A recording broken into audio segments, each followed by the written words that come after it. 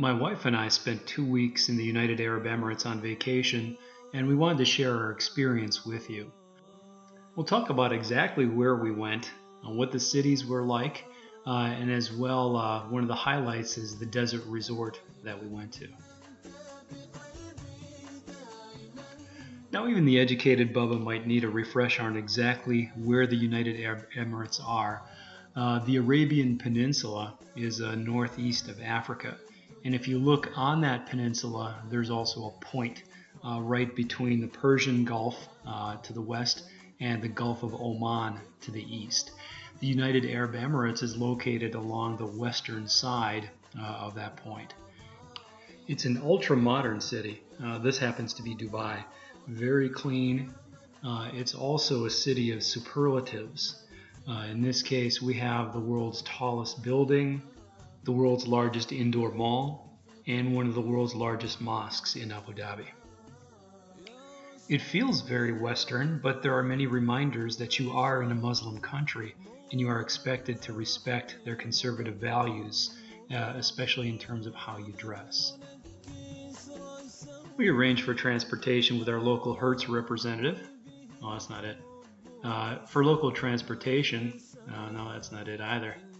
We finally decided on a more economical Toyota Corolla. Skyscrapers dominate the Dubai skyline with many examples of the latest Western architecture. It's like a mini Manhattan with a 10-lane freeway running right through the middle for easy access to all parts of the city. A city that was literally built on sand.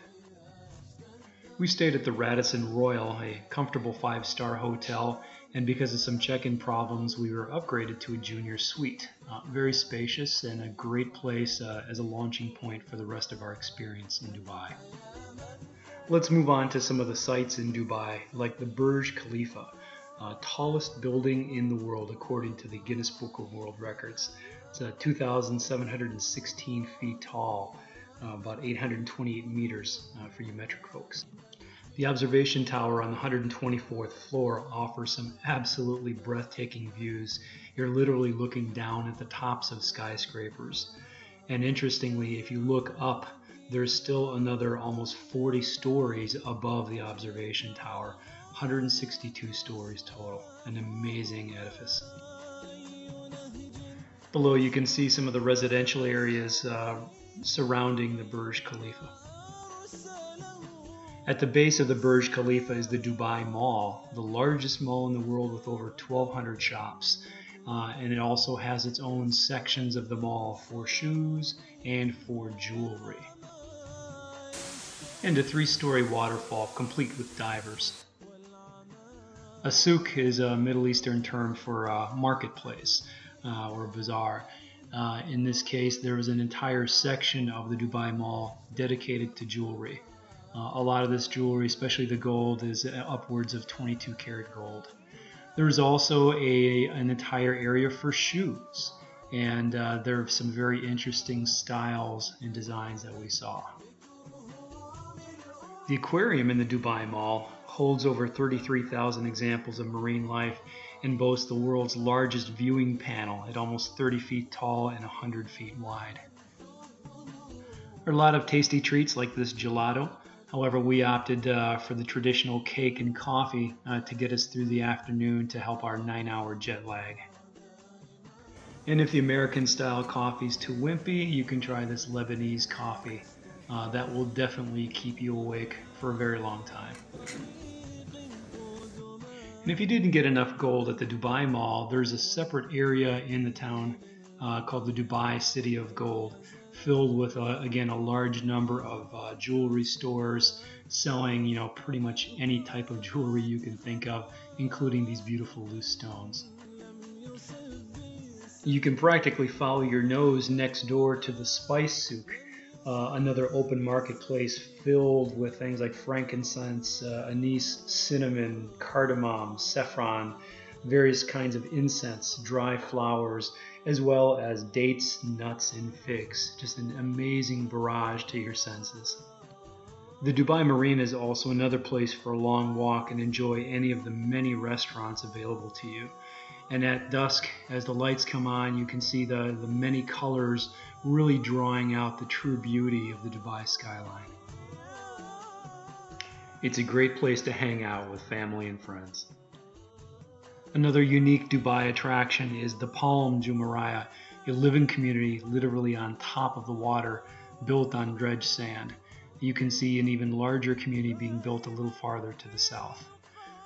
These communities are pretty exclusive. You're not going to park your double wide here. People live in comfort and style. Well, let's see what Abu Dhabi has to offer. To get there, you go south from Dubai on the E11 Sheikh Zayed Highway.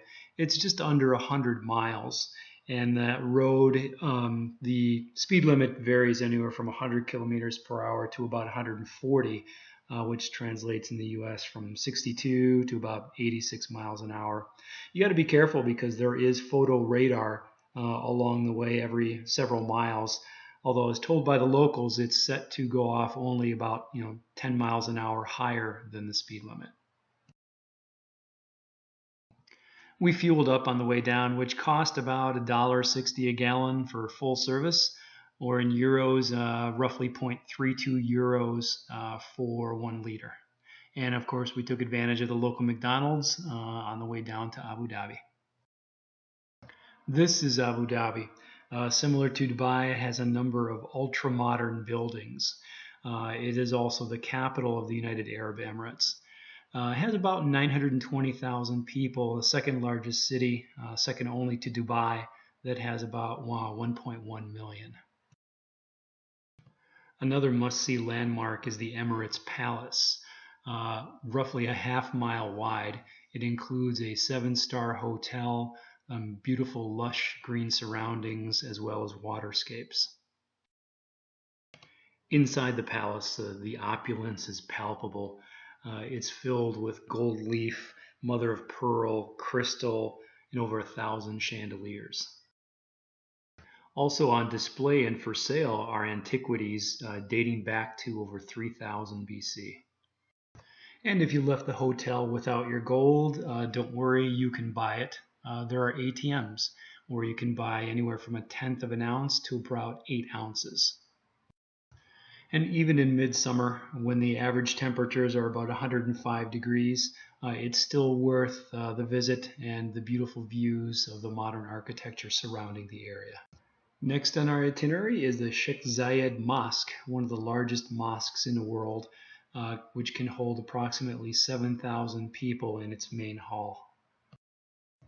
To enter the mosque, you must be appropriately dressed. Men should be wearing at least short-sleeve shirts and trousers, and ladies should be wearing abayas, which are provided at the entrance to the mosque. The interior is just as beautiful and impressive, with high-relief marble that comes from Italy. There is a carpet that is the world's largest, which came from Iran and was transported to the mosque. And if you look up, there are 3 large chandeliers, the largest in the world, cut from German crystal. The interior is enormous, beautiful, and well worth the trip on the tour. And they also remind you that it is their place of worship, so they ask you not to touch certain things like the books. Speaking of worship, there are 5 times during the day when they pray based on the sunrise and sunset. And the clock that you see here indicates those times, which change every day. Next on our itinerary is Masdar City, which is a government-sponsored sustainable urban development which utilizes renewable energies such as wind and solar to sustain itself. The solar-based power plant generates up to 10 megawatts and is the largest installation in the Middle East. It also powers the Masdar Institute, which is based in Masdar City. To get into Masdar City, you park your gas-guzzling, fuel-consuming vehicle and get into the personal rapid transport, which is an electric car which accommodates 4 people comfortably. And you can take that car, which is self-piloting through metal on the ground. And it takes you the short drive from the parking lot into the compound for Masdar City. I'll be quiet while you can watch the video of the ride as we arrive into Masdar City.